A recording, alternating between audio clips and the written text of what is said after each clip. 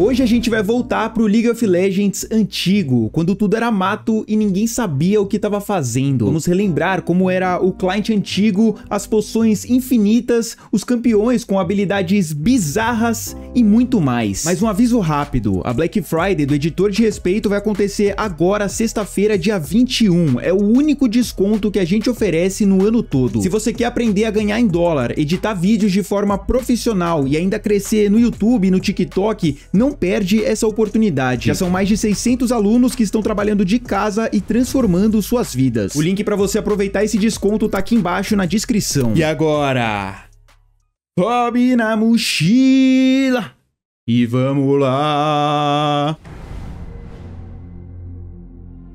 Quem joga League of Legends hoje não faz ideia de como era o client antigo. Naquela época, entrar na fila era um salto no escuro. Não existia esse negócio de rota principal e rota secundária. Era só clicar em procurar partida e torcer para não cair como o último a escolher. E se caísse em último, boa sorte. Na seleção de campeões, a ordem de pique era definida por elo. Quem tinha mais elo escolhia primeiro, quem tinha menos era o último. A partir daí começava a bagunça no chat. Todo mundo digitava a rota que queria, mas quem estava abaixo na ordem dependia da boa vontade de quem estava acima para liberar. Por conta disso, quase sempre sobrava suporte pro último pique. Você tinha que rezar para alguém ter piedade e deixar jogar na rota que pediu. Ah, e o único que tinha o poder de banir era o first pick. Ele decidia os 3 bans do time sozinho. Dava pra pedir no chat, mas a palavra final era dele. Uma verdadeira monarquia. Na Champions Select você também tinha que escolher as runas e masteries. Vamos começar pelas runas. Hoje é bem simples. Você abre a página, dá alguns cliques e pronto. 2 segundos. Antigamente você tinha que primeiro entender o sistema. Depois comprar cada uma das runas. Existiam 4 tipos de runas. Marcas, que eram ofensivas, selos eram defensivos, glifos eram mágicos e quintessências, que eram as mais fortes. Cada runa custava IP, Influence Points, que depois virou Essência Azul. Uma página de runas custava 6.300 de IP, e a única forma de conseguir IP era jogando. Você tinha que jogar várias semanas para montar uma página, e precisava de várias. Uma para AD, outra para P, mais uma para tanque. Cada página exigia dezenas de runas individuais. O pior é que você só recebia 2 páginas de runas de graça. Se precisasse de mais, era necessário comprar com RP ou gastar uma boa quantia de IP. Então você ficava naquele sofrimento profundo. Gastar IP comprando campeões ou gastar IP comprando runas e páginas de runas. Essa dúvida pode parecer pequena, mas para quem jogava naquela época era um drama real. Juntar IP era um trabalho árduo. Você jogava 5 partidas e ganhava 300 de IP. Para comprar uma runa quintessência Tier 3, por exemplo, tinha que desembolsar uns 2.000 de IP. Ah, e não dava para editar runa na Champions Select. Se você montou errado, se esqueceu de trocar depois da última partida, ou se o time mudou a composição e você precisava de outra build, problema seu. Jogava com as runas erradas mesmo. As Masteries eram parecidas com as runas de hoje, aquele sisteminha de talentos que você configurava. A diferença é que você podia mexer nelas antes de cada partida, na Champions Select mesmo. Pelo menos isso dava para ajustar. Aliás, essas Masteries deixavam o jogo muito mais divertido. Você tinha opções para adaptar ao seu estilo de jogo. Vamos lembrar de algumas. O retorno aprimorado diminuía seu tempo de recall. A afinidade rúnica aumentava a duração dos buffs da jungle em 20%. A mãos leves diminuía o tempo de respawn em 10%. E a riqueza te dava mais ouro no começo da partida. Além disso, na tela principal do client tinha um detalhe interessante, uma seção com sugestões de partidas de elo alto para você assistir e aprender com os melhores. Apesar das complicações, muitos sentem saudades desse client antigo, mas o que realmente dava o tom do jogo vinha depois da tela de carregamento: o mapa. Esses foram os primeiros gráficos do League of Legends quando ele foi oficialmente lançado ao público em 2009. Mesmo com a qualidade estética duvidosa, Summoner's Rift tinha seu charme. Se você jogou nessa época, a nostalgia bate só de olhar para esse mapa antigo. Os monstros da selva também eram completamente diferentes. Para começar, o Gromp nem existia. O lugar onde ele fica hoje era simplesmente vazio e permaneceu assim até 2013, quando adicionaram o White. E no fim de 2014 virou o Gromp. O Red e o Blue tinham pequenos monstros ao lado, só pra atrasar seu clear da jungle. E repara nas moitas, eram bem maiores e tinham um formato diferente, com curvas e cantos que quebravam a linha de visão. Isso criava situações inusitadas. Dava pra ficar do lado do seu oponente dentro da mesma moita e ele não te ver. O Barão e o Dragão também eram diferentes. O Dragão dava 190 de ouro para cada integrante da equipe ao ser derrotado. Só isso. Já o buff do Baron era simples, aumentava o AD e o AP, dava uma boa regeneração de HP e mana, mas não buffava os minions. Aliás, o covil do Baron ficava vazio até os 20 minutos, sem arauto, muito menos vachelarvas. Nenhum objetivo para disputar no early game, só um pedaço de mapa sem propósito. Top laner naquela época era quase um eremita, jogava 20 minutos sozinho, isolado do resto do mundo. Se você acha que a top lane é solitária hoje, imagina naquela época. Outra coisa que eu aposto que você não se lembra são os inibidores. Naquela época, destruir um inibidor fortalecia todos os minions do seu time em todas as rotas. O Super Minion continuava nascendo só na rota destruída, mas os minions comuns das outras duas rotas também ficavam mais fortes. E já que a gente tá falando de mecânicas antigas... Atualmente, o League of Legends tem 9 feitiços de invocador disponíveis para você usar em Summoner's Rift. Eles estão no jogo desde o lançamento, sofrendo algumas mudanças pontuais ao longo dos anos. Mas você sabia que, na verdade, existiam bem mais opções? Vamos falar sobre os feitiços de invocador que a Riot decidiu remover de Summoner's Rift. O Reviver, como o próprio nome diz, permitia ressuscitar seu personagem logo após morrer, sem precisar esperar pelo tempo de respawn. Ele era especialmente útil no late game, quando os tempos de morte eram maiores. O mais bizarro é que ele tinha um tempo de recarga de 9 minutos. A galera costumava usar Karthus com Reviver e Teleporte. A estratégia era simples. Você morria, causava dano com a passiva, revivia e teleportava de volta pra luta. Quem popularizou essa tática foi o Phantom Lord, um streamer americano que era mono Karthus.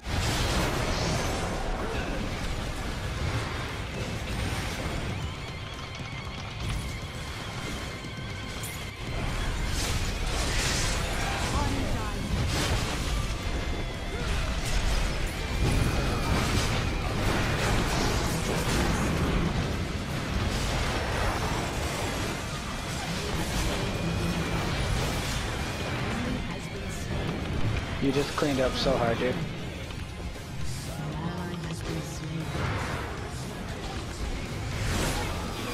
A evidência permitia revelar uma área do mapa por 5 segundos. Ela foi removida porque quase ninguém usava. Na prática, ter flecha ou ignite fazia muito mais diferença. Um dos feitiços mais inúteis era a clareza. Ela restaurava a sua mana e a de aliados próximos. O problema é que a gestão de mana era irrelevante comparado ao impacto de outros feitiços. Clareza e clarividência serviam mais para trollar um jogo do que para usar de verdade. O promover permitia que você deixasse um minion muito mais forte e ainda pegava o ouro de minions e campeões que ele matasse. O feitiço foi removido, mas a Riot colocou praticamente o mesmo efeito em um item que lançaram no mesmo patch, a Flâmula de Comando. Esse item também foi removido em 2018. Também tinha um feitiço que funcionava nas estruturas, o Fortificar. Ele deixava as torres invulneráveis e aumentava a velocidade de ataque por 7 segundos. Apesar de ser pouco utilizado, existia uma estratégia de ramos com esse feitiço. Você usava o Provocar embaixo da torre e ativava o Fortificar.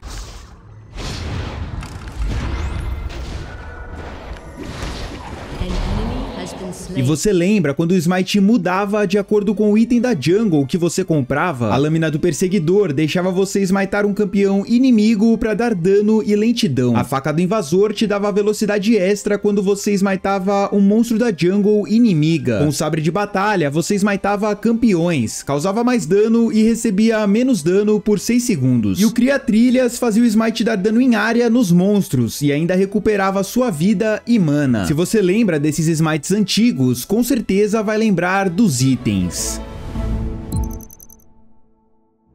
Nos primeiros anos do League, os itens eram tão quebrados quanto os campeões. Para começar, não havia limite de poções. Você podia comprar quantas quisesse, ia pra lane e ficava lá com sustain praticamente infinito. Depois, a Riot tentou consertar. Limitou o número de poções para 5 no inventário, mas a galera passou a usar o frasco cristalino. Ele recuperava 120 de HP e 60 de mana, e não contava no limite de poções. Então você comprava o frasco mais 5 poções. Seu sustain continuava absurdo. Também existiam poções de mana e praticamente todo mundo comprava, a não ser que seu campeão usasse energia ou não tivesse mana. Ah, e as poções custavam apenas 35 de ouro. Hoje, uma poção custa 50. Até em Summoner's Rift a inflação chegou. Mas o consumível mais absurdo era o Elixir da Fortitude. Ele dava 15 de AD, aumentava seu HP na hora e podia ser usado em qualquer nível. Era mais forte que a lâmina de Doran e custava menos. Campeões como Riven, Zed e Talon começavam a partida só com Elixir e poções,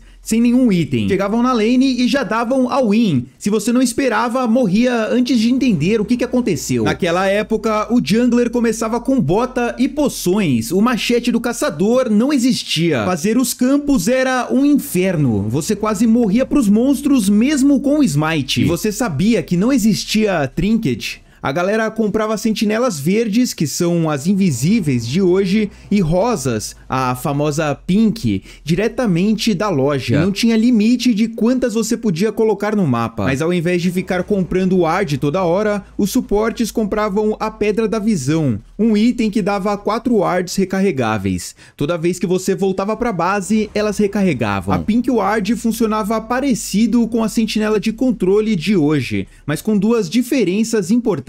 Ela era invisível e não desativava wards inimigas, só revelava. E tem mais, você podia literalmente se transformar em um detector de invisibilidade ambulante. Era só comprar o Elixir do Oráculo e ativar. Ele permitia revelar unidades invisíveis próximas de você por vários minutos. Quando o LoLzinho tava no começo, os suportes e junglers sofriam para conseguir ouro. Para amenizar esse problema, compravam itens que geravam ouro passivamente. A Pedra Filosofal, o Coração de Ouro e a Adaga da Sorte de Cage. Eles custavam em média 800 de ouro e tinham uma passiva que gerava 5 de ouro a cada 10 segundos. Em alguns minutos o item se pagava sozinho e ainda servia para fazer itens melhores. No final da Season 3, todos eles foram removidos ou transformados em outros itens. Outro item quebrado era a Dançarina Fantasma. Ela oferecia 20% de dodge, um atributo que hoje não existe mais no jogo. Além dela, tinha a Ninja Tab, que dava 12%. Imagina jogar de ADC contra um top laner com Ninja Tab e Dançarina.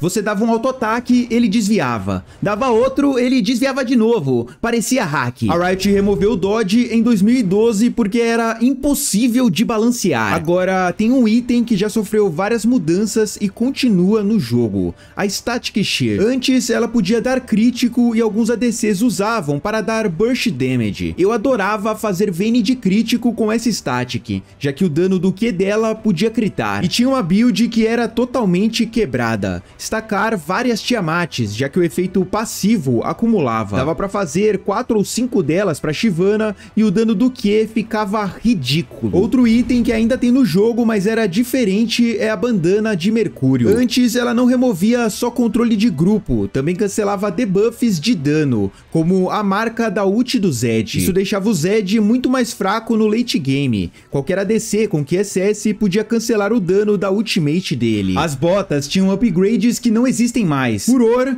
Capitão, Distorção, Aceleração e Home Guard. cada um com um efeito diferente. Você escolhia qual comprar dependendo do seu campeão e da situação, mas o Home Guard era o mais usado e o mais roubado. Você saía da base voando e se desse TP, chegava no destino ainda voando. Alguns itens foram completamente removidos do jogo. DFG é o mais famoso deles, o queridinho de campeões AP como LeBlanc e Ahri. O item causava 15% do HP máximo do inimigo como dano mágico e ainda amplificava todo o dano que você desse nos próximos segundos. O combo das habilidades junto do DFG era basicamente como deletar alguém do mapa. A Riot removeu o item em 2015. A versão AD do Mejais, Espada do Oculto, também foi pro saco. Você ganhava stacks ao pegar abates, mas se morresse, perdia metade. A Riot removeu o item porque se você conseguisse algumas kills, ficava impossível de parar. E tem mais um detalhe que é simplesmente ridículo. Não existia botão de desfazer. Se você comprasse o item errado, tinha que vender e perder ouro. Comprou um cristal de mana em vez de espada longa, perdeu 100 de ouro. Problema seu. O botão de desfazer só foi adicionado em julho de 2013. Oh my god, I just sold my BT. Because I thought it was the red pot. E se você achou os itens bizarros, espera até ver os campeões. Nos primeiros anos do League, alguns campeões tinham habilidades que hoje seriam consideradas totalmente quebradas. Por exemplo, o Twisted Fate. Seu teleporte não era a Ultimate, era uma habilidade básica. No nível 1, ele podia teleportar para qualquer lugar do mapa, colocar uma ward e o time inteiro podia usar TP nela. Dava para invadir a base inimiga antes mesmo deles saírem de lá. A invisibilidade da Evelynn também era quebrada. Ela podia ficar do seu lado e continuar invisível. Muita gente fazia 5 capas de fogo, grudava no inimigo e derretia o HP dele. Além disso, seu primeiro ataque saindo da invisibilidade atordoava. E se hoje já é chato desviar do puxão do Blitzcrank, antes era pior ainda. Seu Q era point and click. Clicou, puxou, morreu. O Ezreal podia curar. Isso mesmo, o W causava dano mágico em inimigos, mas se passasse por um aliado, curava. O Ezreal existia de verdade, mas nada disso se compara à Ultimate da Poppy. Quando ela lutava alguém, só podia tomar dano e controle de grupo desse alvo. Por exemplo, se ultasse o suporte inimigo, só ele poderia afetá-la. Na prática, as pessoas ultavam o alvo mais fraco e mergulhavam direto nos carries, que literalmente não podiam fazer nada além de correr. A passiva do Zilean dava 8% de experiência a mais para todos os aliados. Com ela, você chegava ao nível 2 antes do adversário, logo na primeira wave. O que também mudou. Antes era point and click, era só clicar no alvo e a bomba grudava. O Jax era tão roubado que podia divar na fonte. Ele combinava itens que davam dodge com o E dele, que aumentava a chance de desvio. Assim, ele podia desviar de ataques da fonte. O Mastery Full AP era completamente bizarro. Naquela época, o Q dele escalava com 100% do AP. Cada off-strike parecia um tiro de canhão, e se buildasse DFG, deletava o alvo num clique. Mas não para por aí. Quando a Ultimate estava ativada, pegar um abate resetava o tempo de recarga de todas as habilidades básicas. Na prática, você ficava martelando o Q e pegava pentakill solo. Managed to get the full channel on that one, Genji's here as well. With the Zhonya's Argos out on the edge of the fight. One more Alpha Strike, he can get another triple here. That is one. Oh, the Master Yi Penta. That's a triple, that's a quadra, and the chase! Pentakill! Pentakill! Teve uma época em que o Kassadin era banido em praticamente todos os jogos, tanto na solo kill quanto no competitivo. O Q dele, no nível máximo, dava silence por 2,5 segundos. Um assassino com silence de 2,5 segundos em uma habilidade point and click. Pra piorar, o alcance da Ultimate era bem maior que hoje. Sua taxa de buff ficava acima de 90% em todas as filas. E pra quem não lembra do quão absurdo ele era, vamos rever o famoso backdoor do X-Pack. And they're just going to pile straight up towards those super minions in the base. You can see there's coming in there. Package desperately up towards the Nexus. Kevin is going to be able to go towards him. He's trying to do it, but meanwhile they're in the base. Yellowstar's trying to defend them in the base. Package trying to take the Nexus down. Is anyone going to be able to deal with this one? Catches him with another axe. He's very low. They're pushing on the Nexus too. Package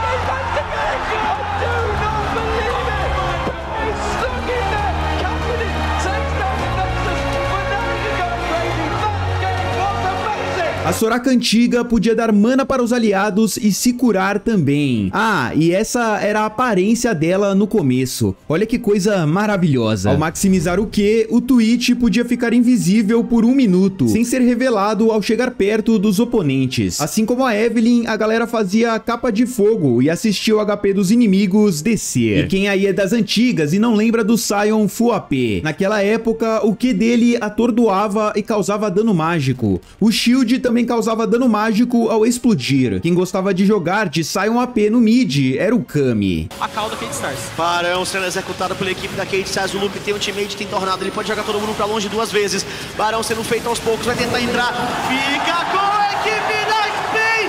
O Kami roubou o Barão e eliminou a revolta. O Leco também consegue uma. 2-0 para a equipe da PEN. A Fiora antiga tinha uma ultimate completamente diferente. Ela ficava invulnerável e atacava o inimigo. Se tivesse vários campeões próximos, ela atacava todos. Era quase a mesma coisa que o Q do Master Yi. Antes do rework, o Yorick tinha uma ult completamente diferente. Ele criava um clone de um aliado. Se o aliado morresse enquanto a ult estivesse ativa, ele continuava vivo como fantasma por alguns segundos, atacando e usando habilidades normalmente. Você ultava o carry do time, ele morria na teamfight, mas continuava causando dano como se nada tivesse acontecido. E o Urgot antigo? O alcance dele era tão absurdo que você tomava o dano sem entender da onde vinha. A ult era uma das mais bizarras do jogo. Ele trocava de lugar com o campeão inimigo. Se você usasse bem, puxava o ADC pra dentro do seu time e ele morria na hora. Se usasse mal, puxava o jungler inimigo pra dentro do pit do Baron e entregava o objetivo de bandeja.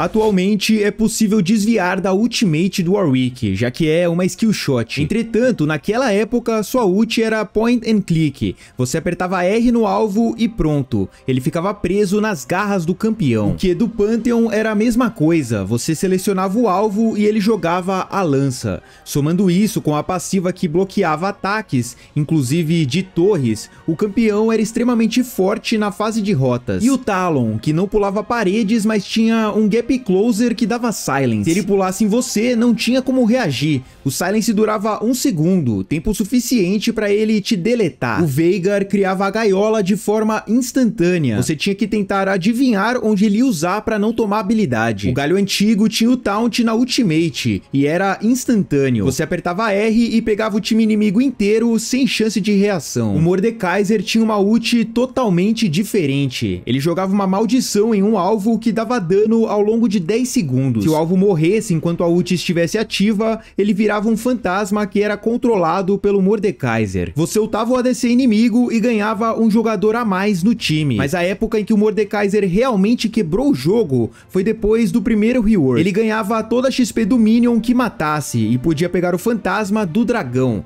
A galera passou a usá-lo na bot lane. Assim, ele ficava com mais nível que o ADC inimigo e ainda ficava perto do dragão. Era absurdamente quebrado. Antigamente, a Queen não era só a Queen, era a Queen e o Valor, porque o Valor costumava ser uma parte importante do kit dela. Caso você não saiba, Valor é o pássaro que fica no ombro dela, e naquela época ele era brabo.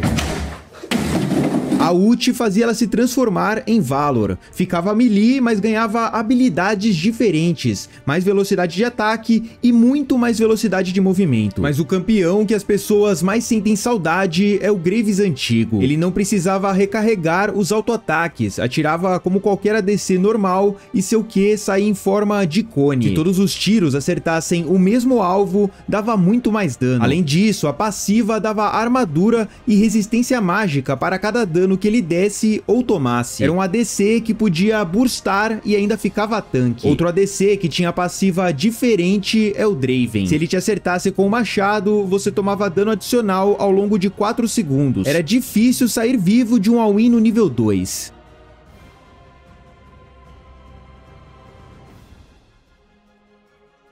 Ai, quando o nego não respeita o Draven, acontece isso, morre level 2, velho.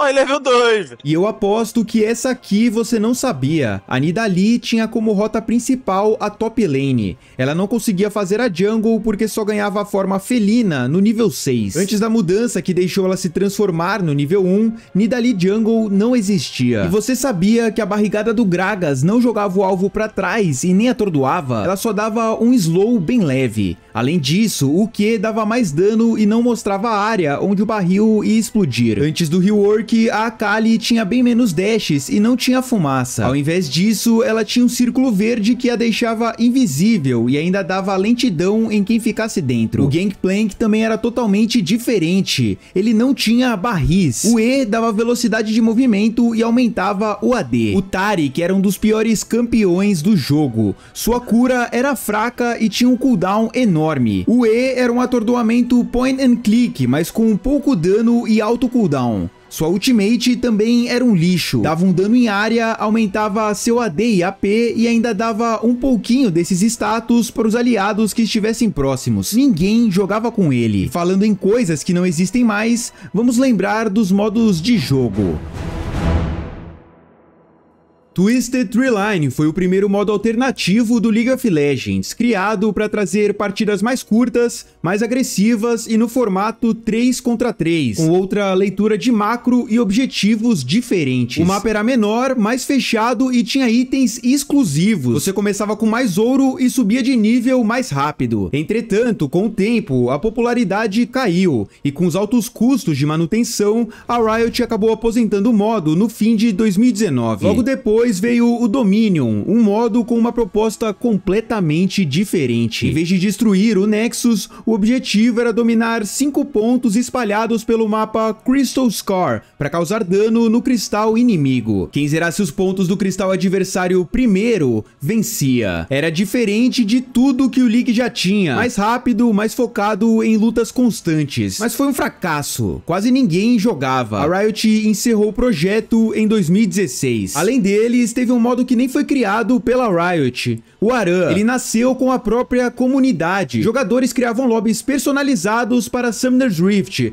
com o nome All Randall, All Mid, e seguiam regras próprias. Campeão aleatório, todo mundo no mid, proibido sair da rota ou fazer a jungle, e só podia comprar itens depois de morrer. O formato fez tanto sucesso que a Riot oficializou em 2013. Criaram um mapa próprio, o Rolling Abyss, e até itens específicos para ele. Diferente dos outros dois, o Aran sobreviveu e continua no jogo até hoje. Agora, vamos pros elos, porque isso também mudou muito com o tempo. O sistema de elos no League of Legends só surgiu em 13 de julho de 2010, quando introduziram as filas ranqueadas. Antes da Season 3, o League usava o sistema de elo para definir o nível dos jogadores. Esse método foi criado por Arpad Elo, um físico húngaro-americano e desenvolvido inicialmente para o xadrez. Ele serve para medir a diferença de habilidade entre competidores. Naquela época, você via um número de pontos de elo, tipo 1500, 1800, 2000, e quanto maior, melhor você era. Os elos iam apenas do bronze até o platina, e esse era o visual da época. Em setembro de 2012, a Riot adicionou um novo elo acima do platina, o diamante. O desafiante só surgiu no começo da Season 3, em 2013, com apenas 50 vagas. Nesse mesmo ano, a Riot mudou completamente o sistema. Eles removeram os pontos de elo e criaram as divisões de 1 a 5 para cada elo. E foi aí que começou o inferno das séries promocionais. Para subir de divisão, tipo do ouro 4 pro ouro 3, você precisava chegar a 100 pontos, jogar uma melhor de 3 e vencer 2 partidas. E para subir de tier, tipo do prata 1 pro ouro 5, você precisava chegar a 100 pontos, jogar uma melhor de 5 e vencer 3 partidas. Quem jogava naquela época sabe o quão tiltante era jogar essas séries. Coincidência ou não, era sempre nessas partidas que você caía com algum troll ou AFK. Subir de elo era muito mais difícil. Não tem como negar que, olhando hoje, esse League of Legends parece muito estranho. O League mudou e vai continuar mudando. Daqui a 5 anos, os jogadores vão olhar pra trás e sentir a mesma nostalgia que a gente sente hoje. Porque cada época tem seu charme. Essa aqui foi a nossa e foi incrível. Esse vídeo foi do seu agrado? Você jogava nessa época? Comenta aí embaixo que eu quero saber. E aproveita o único desconto do ano do Editor de Respeito. É o primeiro link da descrição, vai ser um baita desconto. E obviamente clica nesse vídeo, ó, que tá passando do meu ladinho, que eu falo sobre os players mais tóxicos de todo o League of Legends. Você vai adorar esse conteúdo, eu não tenho dúvida, eu tenho certeza. Clica nele pra assistir, eu te vejo lá. Forte abraço, tamo junto, falou.